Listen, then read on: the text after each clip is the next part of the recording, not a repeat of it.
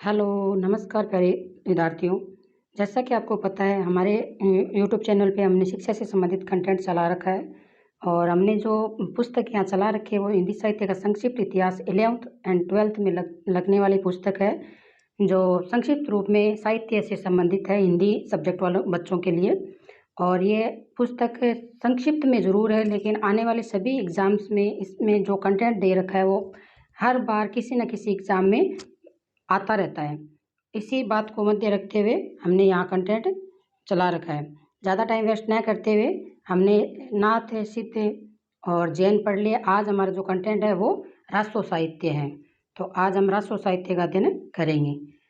रासो साहित्य, इसका जो समय दे रखा है वो 1000 ईस्वी से 14वीं ईस्वी तक दे रखा है। मतलब अलग अलग आचार्यों ने, कवियों ने अलग अलग दे रखा है, लेकिन जो सही मान रखा है वो अगर किसी के अकॉर्डिंग नहीं पूछते हैं तब 1000 से 14वीं ईस्वी के मध्य में इसको बताया जाता है। वरना नगेंद्र ने अलग बताया, शुक्ल ने अलग बताया, ग्रियर्सन ने अलग बताया, तो वो अलग अलग है। आदिकाल में रासो ग्रंथ जो पर्याप्त मात्रा में मिलते हैं, इससे ऐसा प्रतीत होता है कि हिंदी के प्रारंभिक काल में निरंतर एवं निर्बाध रूप से रासो लिखे गई। रासो शब्द की व्युत्पत्ति के संबंध में विभिन्न विद्वानों के मत प्रचलित है। फ्रांसीसी इतिहासकार गार्सा देतासी ने रासो शब्द की व्युत्पत्ति राजसूर्य से बताई है। तो गार्सा देतासी ने किससे बताई है? राजसूर्य से। ठीक है। आचार्य शुक्ल के अनुसार रसायन शब्द से रासो शब्द की मानते हैं उत्पत्ति। शुक्ल के अनुसार बिसलदेव रासो में रसायन शब्द की जो शब्द आया वो बार बार आया, इसीलिए शुक्ल जी ने रसायन शब्द से रासो शब्द की उत्पत्ति बताते हैं। नरोत्तम स्वामी ने रसिक शब्द से यह आचार्य नरोत्तम स्वामी ने रसिक शब्द से माना है और चंद्रवल्ली पांडे ने आचार्य चंद्रवल्ली पांडे और आचार्य प्रसाद द्विवेदी ने संस्कृत के रासक शब्द से इसको रासो शब्द की उत्पत्ति बताया है। द्विवेदी ने कहा कि रासक वस्तुतः एक विशेष प्रकार का खेल या मनोरंजन है। रास में भी यही भाव है। वास्तव में रासो राजस्थानी भाषा डिंगल में राजाश्रय कवियों के विशेष रूप से चारण जाति के कवियों द्वारा युद्धों का चित्रण, वीरता, यशोगान की अतिशयोक्तिपूर्ण ढंग से धारा प्रवाह की ओजस्वी भाषा शैली में लिखा गया है। अब देखो, अगर शब्द शुद्धि में आता है, अतिशयोक्ति में सैब कंप्लीट आता है, लेकिन जो बुक में दे रखा है काफ़ी सारे बुकों में तो वो अतिशयोक्ति में से आधा दे रखा है। और हमारे क्वेश्चन में जब शुद्धिकरण में टॉपिक में आता है तो ये हम गलत कर देते हैं, तो इसको ध्यान रखना है। अतिशयोक्ति शब्द पूरा है। आचार्य शुक्ल ने रासो ग्रंथों के आधार पर ही हिंदी साहित्य के प्रथम काल का नामकरण वीरगाथा काल नाम दिया है। तो पूछ सकता है क्वेश्चन, और आता भी है कि वीरगाथा काल किसका नामकरण दिया गया? तो आचार्य शुक्ल के द्वारा। एक तो वीरगाथा काल है और एक वीर काल है, वो ध्यान रखना। वीर काल आगे आएगा, लेकिन वीर गाथा काल है, आदिकाल वही है। वीर कला काल भी आगे एक रसाल नाम के व्यक्ति है, उन्होंने दिया है। और हमें कंफ्यूजन भी रहता है कि वीर गाथा यह है या वीर काल है, और हम देखते नहीं है, सिर्फ वीर देखते हैं और क्वेश्चन को टिक कर देते हैं, वो हमारा क्वेश्चन गलत हो जाता है और हम पीछे हो जाते हैं। 2.66 नंबर हमारा कट जाता है। वीरगाथा काल में पर्याप्त रासो कृतियां खुमान रासो, अमीर रासो, बिसलदेव रासो, परमाल रासो, पृथ्वीराज रासो, विजयपाल रासो इत्यादि है। तो अब इसमें हमने ये इतना पढ़ा है, इसमें किसी ने रासो शब्द की उत्पत्ति रासक से मानी है, किसी ने रसायन से मानी है, रसायन, और किसी ने रास शब्द से मानी है। तो वो देखते हैं किसने क्या माना है। इसमें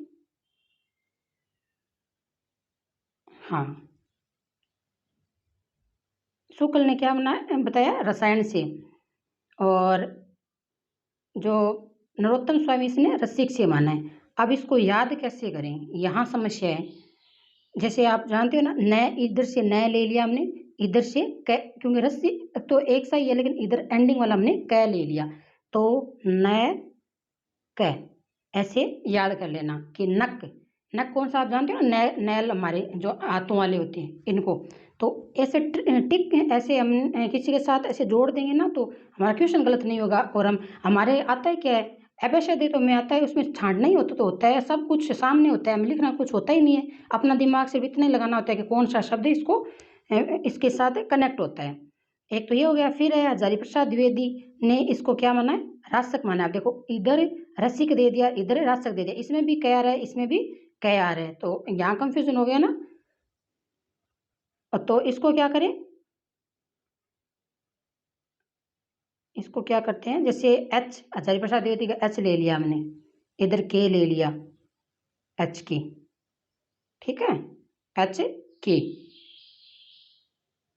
और इधर ऐसे नहीं होता है तो यहाँ रसिक है, यहाँ रसक है, तो हम यहाँ ले सकते हैं है, और है आचार्य प्रसाद द्विवेदी वाला, रा इधर आ गया तो हरा, हरा तो आपको हरा तो आप जानते हो जो पेड़ पौधे हैं, तो आप हरा देख लेते हो, ऐसे ऐसे कनेक्ट कर लो इसको कि भाई ये हमें एग्जाम में, क्योंकि फ्रेशर इतना रहता है एग्जाम के हॉल में, तो होता हुआ भी ये हमें आता वो भी हम गलत कर देते हैं, तो यही मोस्ट है, ये हमने आपको बता दिया। अब आगे पढ़ते हैं खुमान रासो, जिसकी शताब्दी है 9वीं शताब्दी।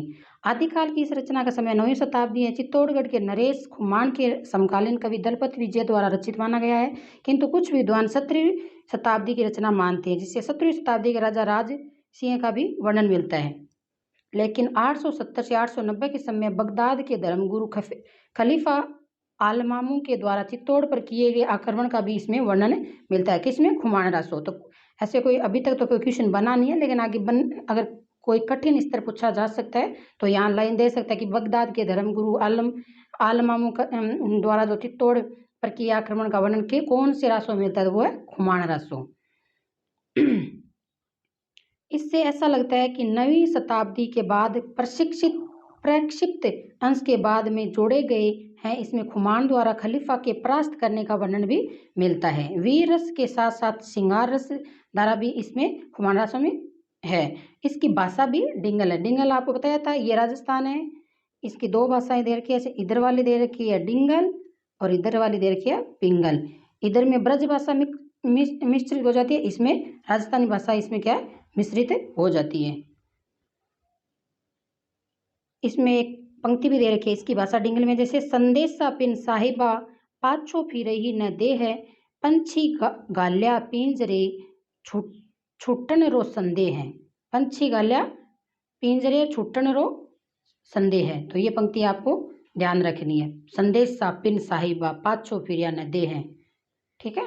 ऐसे आप इसको याद कैसे करोगे, जैसे खुमान है तो खुमान को आप खम्मण याद कर लो, खम्मण को न देते हैं न पाछो लेते हैं, न तो हम देंगे और न पाछो लेंगे, ऐसे याद कर लो। नहीं आप संदेश से देख लो आप।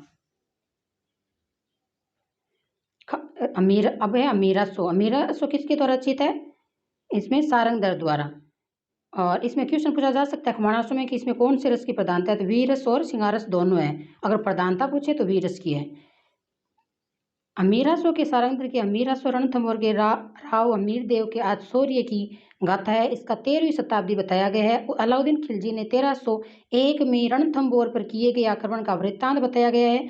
पेगलम में इसकी कुछ प्राकृतिक पेगलम यानी लक्ष्मीधर की है। ये पंक्ति पूछी जा सकती है कि भाई जो लक्ष्मीधर सारंगधर इसकी वर्णन कहाँ मिलता है, प्राकृतिक पेगलम एक ग्रंथ है लक्ष्मीधर द्वारा, उसमें इसका वर्णन है, किसका, अमीरासो का, डायरेक्ट इसमें नहीं है।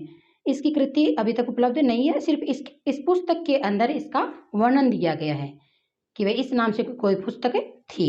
बिसलदेव रासो इस कृति में रचयिता नरपति नालय। अब बिसलदेव रासो 13वीं शताब्दी है, ठीक है, 13वीं शताब्दी। अमीरासो भी 13वीं है, बिसलदेव रासो भी 13वीं है, तो नरपति नालय है। इसकी रचना कुछ विद्वानों ने विक्रम स्वतः 1272 मानी है। इसका प्रमाण कृत में भी दिए गए। अब आपको पता है ना विक्रम संवत से ईस्वी निकालते हैं तो माइनस क्या कर लेते हैं, 57 माइनस कर लेते हैं। अगर ईस्वी में ऐड करना है तो हम उसमें प्लस कर देते हैं। इतना तो अब आप समझ ही गए होगे, रोज बताते हैं आपको। हाँ, अब इसमें जो बिसलदेव रासो है इसकी पंक्तियां भी ये मोस्ट है, पूछी जा सकती है कि 1272 मंजारी जेठ सदी 9वीं बुधवारी नालय रसायन आरंभ ही शारदा जुठी ब्रह्मा कुमारी। अब देखो रसायन शब्द ये है ना, तो इस रसायन को लेके और रामचंद्र शुक्ल ने रासो शब्द की उत्पत्ति रसायन से मानी है। लेकिन अधिकतर विद्वान ने 1200 विक्रम स्वतः 1212 में इसकी रचना काल स्वीकारते हैं, जिसमें अजमेर के चौहान वंशीय राजा बिसलदेव का विवाह है मालवा के राजा भोज परमार की पुत्री राजमती से हुआ था। तो इसमें पूछा जा सकता है कि विसल देव रासो में प्रधान नायिका कौन है, तो राजमती है। ठीक है, राजमती। एक तो इसमें और भी है, लेकिन राजमती का ज़्यादा इसमें वर्णन मिलता है। नागमती एक तनी एक लेडीज और आती है, उसमें इसमें 2 नायकों का वर्णन है। तो आपको पता है ना, मालवा, जैसे ये राजस्थान हो गया। अगर मैप से कुछ चीज़ें याद करते हैं तो वो हमें आसानी से याद होती है। राजस्थान में ये ना मध्य प्रदेश वाला ये बॉर्डर है, तो इसी को क्या कहते हैं, मालवा कहते हैं, ध्यान रखना है। और अजमेर तो आपको पता ही है, राजस्थान के बीचों बीच है। हरदे राजस्थान का हरदे। ठीक है, अब हम पढ़ते हैं 13वीं शताब्दी में परमाल रासो। परमाल का जगनिक कालिंगर चंदेल राज्य के राजा परमादिदेव का राजाश्रय कवि था। इसके ये यहाँ बनाकर इसके यहाँ इसी के यहाँ बन्नाफर शाखा के 2 क्षत्रिय वीर आला और उद्दल रहते थे। ये कहाँ के थे, बन्नाफर शाखा से थे। इन दोनों वीरों के युद्ध में वीर गति को प्राप्त होने पर जगनिक कवि ने अद्भुत शौर्य गाथा को काव्य में लिखा। इसे आलयखंड नाम से जानते हैं। इनका रचना 13वीं शताब्दी मानी जाती है, किंतु इनका प्रामाणिकता में अभी भी संदिग्ध है। तो ये जो अब याद कैसे करोगे कि भाई पर्यायमाल प्राप्त करने के लिए हमें चोर क्या करते हैं, रात रात को जगते हैं। तो पर्यायमाल पे अगर हड़पना चाहेंगे तो हमेशा हमें क्या सावचेत रहना पड़ेगा, जगना पड़ेगा। तो पर्यायमाल जगना। ठीक है, ऐसे याद कर लेना। तो यहाँ सिर्फ याद करने के लिए कंटेंट एक दूसरे शब्द से जोड़ा जा रहा है, और कोई मतलब मत निकालना आप लोग। एग्जाम में हमें पास करना हमारा उद्देश्य है और कुछ नहीं है। हमें विद्वता नहीं चाहिए, हमें एग्जाम में सिलेक्ट होना है अपना। अब हम पढ़ते हैं विजयपाल रासो 14वीं शताब्दी। ये बार बार 13वीं शताब्दी में 14वीं शताब्दी में आ रहा है ना, तो एग्जाम में ऐसे कौन सी रचना किस शताब्दी में मतलब क्रम आ सकता है, तो आपको ये ध्यान रखना है। शताब्दी अगर आपको ध्यान में होते हैं कि पहला कौन सा था बाद में कौन सा था, हमें मैच करने में ईजी रहेगा। अगर कोई बच्चा नेट जेआरएफ करने एग्जाम में देना चाहता है तो उसके लिए भी बहुत इंपॉर्टेंट टॉपिक से चल रहा है। उसमें तो बहुत 15 से 20 क्वेश्चन मैच वाले आते हैं, कभी मैच वाले आ जाते हैं, कभी क्रम वाइज आ जाते हैं। पृथ्वीराज रासो वीरगाथा काल की सुप्रसिद्ध रचना चंद्रवरदाई कृत पृथ्वीराज रासो की एक विवादास्पद कृति है। पृथ्वीराज रासो के 4 संस्करण मिलते हैं। अब क्वेश्चन बन गया ना कि पृथ्वीराज रासो में कितने संस्करण मिलते हैं, 4। अब आपको याद कैसे करना, जैसे यहाँ पै है तो पै में ऐसे लिखा जाता है, ये पै को क्या 4 मान लेते हैं, तो 4 संस्करण है। हमें इधर से पै लिया, इधर से 4 लिया, तो हमें याद भी नहीं करना पड़ा। क्यों, एक इस शब्द को देखा और इसके साथ हमने क्या क्या छिड़ागानी की है पढ़ने के लिए, वो एग्जाम हॉल में आप याद कर लो, और इससे सारे संबंधित क्वेश्चन है हमें टकाटक याद आ जाएंगे। स्मरण तो करना होता है हमें। पृथ्वीराज रासो, इसके यहाँ पता लगाना कठिन है कि इसमें प्रमाणिकता ग्रंथ कौन सा है। पृथ्वीराज रासो की प्रमाणिकता के 2 पक्ष है। एक पक्ष पूर्णतः अप्रमाणिक मानते हैं इनको, और जिनके समर्थक कौन कौन से, श्यामल दास, गौरी शंकर, हीराचंद ओझा, मुंशी देवी प्रसाद, डॉक्टर वुल्लर, आचार्य शुक्ल। किंतु रामचंद्र शुक्ल ने इससे वीरगाथा काल की रचना मानते हुए इसके महत्व को नकार नहीं सके। इन्होंने चंद्रवरदाई को हिंदी का पहला कवि और पृथ्वीराज रासो को हिंदी का महाकवि का प्रथम महाकाव्य कहा है। तो ये शुक्ल के अनुसार है। ठीक है, शुक्ल के अनुसार रासो में हिंदी की सबसे प्रथम रचना कौन सी है, और महाकाव्य ग्रंथ कौन सा है, और कवि कौन सा है। तो चंद्रवरदाई को प्रथम कवि माना है शुक्ल ने, और महाकाव्य माना है पृथ्वीराज रासो। अब देखो विरोधाभास कैसे उत्पन्न होता है। विरोधाभास एक क्वेश्चन यहाँ भी ये भी आता है कि शुक्ल ने पृथ्वीराज रासो को जाली ग्रंथ की संज्ञा दिया। बताओ, प्रथम कवि भी कह दिया, महाकवि भी कह दिया, और जाली ग्रंथ भी कह दिया। आ गया ना विरोधाभास इसमें अलंकारों में। तो ये भी ध्यान रखना है, क्यों, अगर हमें पता है कि भाई इसको प्रमाणिक माने, महाकाव्य माने, अगर जाली नाम आ गया तो हम तो अगर नहीं पढ़ा होता है तो हम उसको स्वीकार ही नहीं करते, क्वेश्चन हमारा गलत हो जाता है। अब हमने पढ़ लिया तो हम क्लियर कर देंगे, और क्वेश्चन भी आता है, क्योंकि ये एक दूसरे से विपरीत कथन है, तो वो क्वेश्चन बार बार एग्जामिनर पूछता है, और हमारे माइंड को वो पढ़ता रहता है बार बार। अब हमारा गलत नहीं होगा। अब पहले में क्या था, रामचंद्र शुक्ल, वुल्लर है। अब इसमें एक ट्रिक भी काम में आती है कि भाई प्रमाणिक किसको है, अप्रमाणिक किसको है।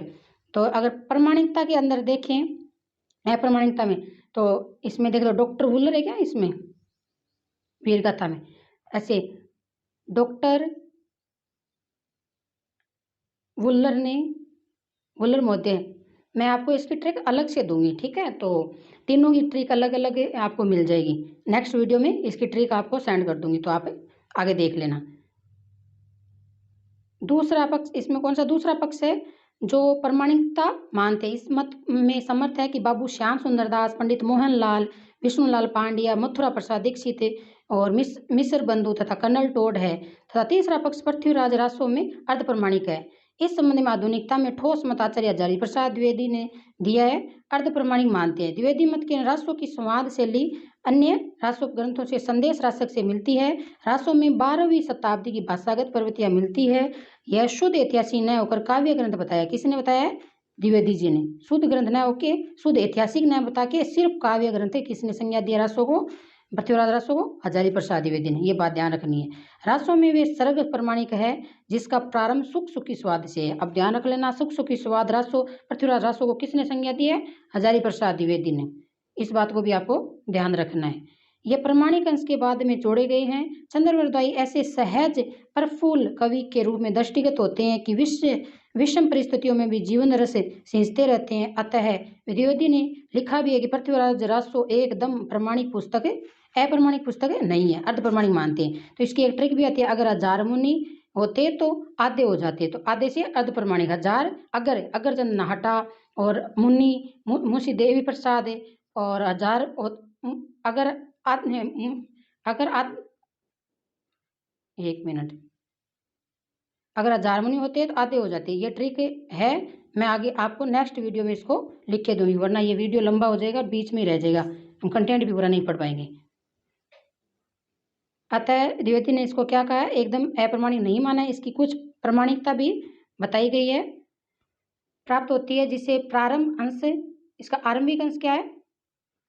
आरंभिक अंश है। इंछिनी विवाह है, शशिवत का गंधर्व विवाह है, संयोगिता का जन्म विवाह है। इस प्रकार पृथ्वीराज रासो की कथा ऐतिहासिक है।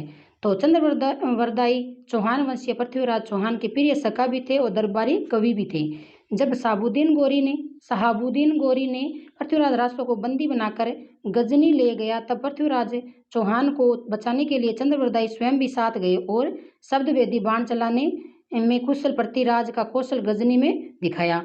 इस शब्दवेदी बाण के पश्चात दोनों मित्रों ने वहीं पर प्राण त्याग दिए। इसमें पृथ्वीराज की वीरता, शौर्य एवं पराक्रम का सुंदर चित्रण है। इस प्रकार महाकाव्य की श्रेणी में आता है। क्या? कौन सा? पृथ्वीराज रासो। कहते हैं कि चंद पृथ्वीराज के साथ जाते समय अपने ग्रंथ को अपने पुत्र जलहन के हाथ में सौंप गए।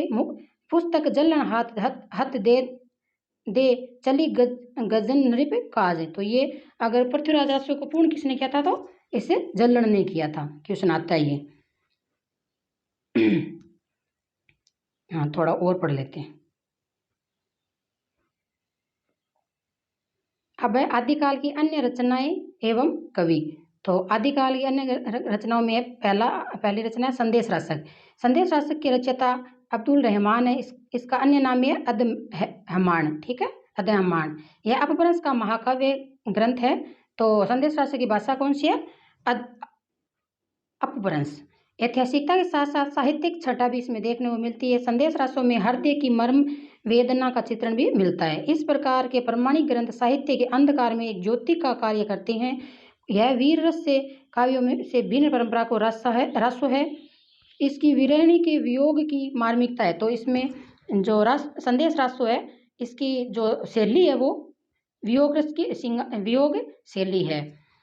एक विरहिणी एक पथिक के साथ अपने पति के पास संदेश भेजती है। द्विवेदी हजारी प्रसाद द्विवेदी लिखते हैं कि इस संदेश में ऐसी करुणा है जो पाठक को बरबस आकृष्ट करती है। इसमें कुल 216 छंद है। तो इसमें ट्यूशन कैसे बनता है? एक तो संदेश रासो की इसकी जो रचयिता है वो पूछा जा सकता है, और ये एक महाकाव्य श्रेणी में रखा जा सकता है। इसकी भाषा अपभ्रंश में रखी जा सकती है। इसको वीर रस में है, इसमें वीर रस से भिन्नता है इसमें, और वियोग रस इसमें मार्मिकता है। और द्विवेदी जी ने इसको क्या कहा है? करुणा रस है जो पाठक को बरबस आकृष्ट करती है अपनी ओर कुछ। और इसमें जो छंद है वो 216 है। एक तो देखो आकृष्ट शब्द सही होता है, ना कि आकृष्ट है सही होता है। तो ये भी शब्द शुद्धि में आता है क्वेश्चन। अब पढ़ते हैं प्राकृतिक पेगलम। इस ग्रंथ में संकलन करता है लक्ष्मीधर है, और पीछे पढ़ा था ना हमने। इसमें आदिकाल की साहित्य का स्वरूप दिखाई देता है। इसे विद्याधर, सारंगधर, जल्लण, बब्बर आदि कवियों की रचनाओं का संग्रह है। तो प्राकृतिक पेगलम किन किन रचनाओं का संकलन है? विद्याधर, सारंगधर, जल्लण, बब्बर, 4 कवियों का इसमें संकलन है। विद्याधर काशी में कान्याकुब्ज दरबार के एक बहुत ही कुशल एवं विद्वान मंत्री थे। यह जयचंद के विश्वास पात्र मंत्री थे। दूसरा महत्वपूर्ण कवि सारंगधर है। उन्होंने एक सुभाषित ग्रंथ की रचना की जो सारंगधर प्रसिद्ध के नाम से प्रसिद्ध है। शुक्ल जी ने इसी जल्लण बणही पद में राहुल जी इसे जल्लण कवि की रचना मानते हैं।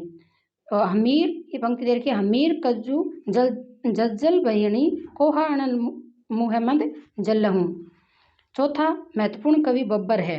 यह 11वीं शताब्दी का कवि है। यह राजकरण कलचुरी के दरबारी कवि थे। इनका निवास स्थान त्रिपुरी था जो मध्य प्रदेश में आता है। इसका कोई विशिष्ट ग्रंथ नहीं मिलता। प्राकृतिक पेगलम एक प्रमाणिक ग्रंथ है, इसीलिए आदिकाल हिंदी साहित्य में प्रवृत्ति का अध्ययन करने के लिए अत्यंत ही महत्वपूर्ण है। आप पढ़ते हैं डोला मारोरा दोहा। 11वीं शताब्दी की रचना है। कवि कुशल लाभ द्वारा रचित राजस्थानी भाषा का एक प्रेमाख्यान का ये काव्य है। कौन सा काव्य है? प्रेमाख्यान, और कुशल लाभ के द्वारा रचित है। कौन सी भाषा में? राजस्थानी भाषा में। इसमें डोला नामक राजकुमार, इसकी उम्र 3 साल थी और मारवणी की उम्र थी 1.5 साल। ठीक है, मारवणी की कितनी उम्र थी? 1.5 वर्ष। राजकुमारी की प्रेम कथा है। कछवा है वंश का राजा नल का पुत्र डोला जिस समय 3 वर्ष का था और पुंगल के राजा पिंगल की कन्या मारवणी 1.5 वर्ष की थी, तब भी दोनों का विवाह हो गया था। डोला के विवाह होने पर उसका विवाह मालवा की राजकुमारी कौन थी? मालवणी से ही हो जाता है। मारवणी अर्थात मारू ढांडियो गांव में जाकर गीत गाने वाली एक प्रकार की जाति होती है के साथ डोला तक का संदेश पहुंचाती है। तब डोला अपने मारवणी मारू को लेने के लिए पुंगल देश जाता है। पुंगल कौन सा? बीकानेर वाला। और तब मारू से मिलने जाता है। डोला मारू दुआ आज भी अत्यधिक लोकप्रिय है। यह श्रृंगारिक रस काव्य है। इसमें भाव गंभीरता और राजस्थानी भाषा का परिष्कृत रूप देखने को मिलता है। साहित्य में यह उक्ति प्रचलित भी है। सोरठ्यो दूहो बल्यो बत्ती मरवण री बात जोवण छाई धन बली तारा छाई रात। ये इसी पंक्ति इसके दोहे में रचित है। किसके? डोला मारोरा दोहा में। अब पढ़ते खुमाण है जो खुसरो की पहेलियां हैं। खुसरो की पहेलियां में वास्तविक नाम अब्दुल हसन है खुसरो जी का, और इसका नाम उपनाम में भी खुसरो इसका उपनाम है। इसका गांव पटियाला जिला एटा जिला से है। इनका समय गुलाम वंश से लेकर तुगलक वंश तक ये इनका शासनकाल तक रहा, मतलब इसका समय रहा। ये विनोदी स्वभाव, मिलनसार, उदात्त व्यक्ति थे। इनके सांप्रदायिक कट्टरता नहीं थी। निजामुद्दीन औलिया इनके गुरु थे। तो पूछा जा सकता है खुसरो के गुरु कौन थे? निजामुद्दीन औलिया। इनको गुरु औलिया की मृत्यु के समाचार मिलते ही उनकी कब्र के पास पहुंच गए और कहा, गोरी सोवे सेज पर मुख पर डारे केस, चल खुसरो घर आपने रेन बई चहु देश। तो ये पंक्तियाँ पूछी जाती है, जीके में भी पूछी जाती है, अपने जीएस के अंदर भी पार्ट में आती है। और ये खुसरो की है, किसके लिए है? निजामुद्दीन औलिया के लिए है। इसके पास जो कुछ था सब लुटा दिया। स्वयं अपने गुरु औलिया की मजार के पास बैठ गए। उनकी मृत्यु पर इनकी कब्र में औलिया की कब्र के पास ही बनाई गई थी। खुसरो की अरबी, फारसी, तुर्की एवं हिंदी का अच्छा ज्ञान था इनको, तुर्की का। इन्होंने खालिक बारी पहेलियाँ लिखी जो लोकप्रिय में बहुत प्रचलित है। खुसरो की पहेलियाँ हिंदी साहित्य का अनमोल रत्न भी है। अब देखो, एक थाल मोती से भरा, सबके सिर पर औंधा धरा, चारों ओर वह थल फिरे, मोती इनके एक न गिरे। क्या है ये आकाश। खेत में उपजे सबको खाए, घर में उपजे घर को खाए, कौन? फूट। पांचों के सिर काट दिए, न मारा न खून किया, कौन? नाखून। ऐसे ऐसे इनकी पहेलियां हैं। तो हो गए ना इनके अनमोल रतन। अब पढ़ते हैं विद्यापति। विद्यापति के विशिष्ट कवि मैथिली कोकिल के नाम से जानते हैं इनको। मैथिली कोकिल विद्यापति का जन्म बिहार के दरभंगा जिले के गांव विस्पी में हुआ था। ये तिरहुत के राजा शिव सिंह के आश्रय कवि थे। महाराजा शिव सिंह की उनकी रानी लखीमा देवी सेवमत से अनुयायी थी। विद्यापति भी शिव भक्त थे। इनके बहुमुखी व्यक्तित्व में पांडित्य, कला, साहित्य, रसिकता, भावुकता का अद्भुत समन्वय मिलता है।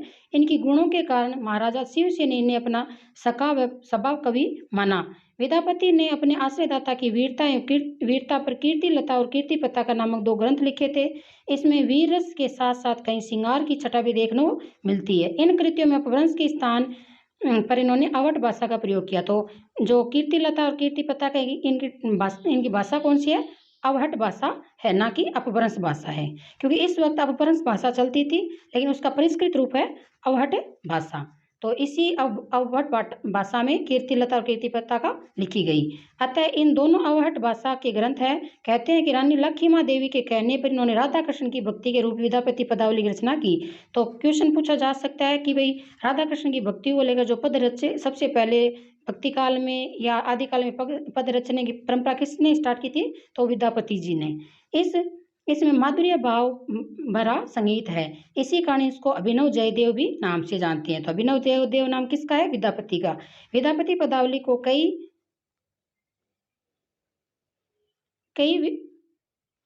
विद्वान भक्ति रस की न मानकर सिंगारिक मानते हैं। सिंगारिक कवि मानने वाले विद्वानों में रामचंद्र शुक्ल, राम बख्श बेनीपुरी और राम कुमार वर्मा, तीनों ही राम से स्टार्ट है।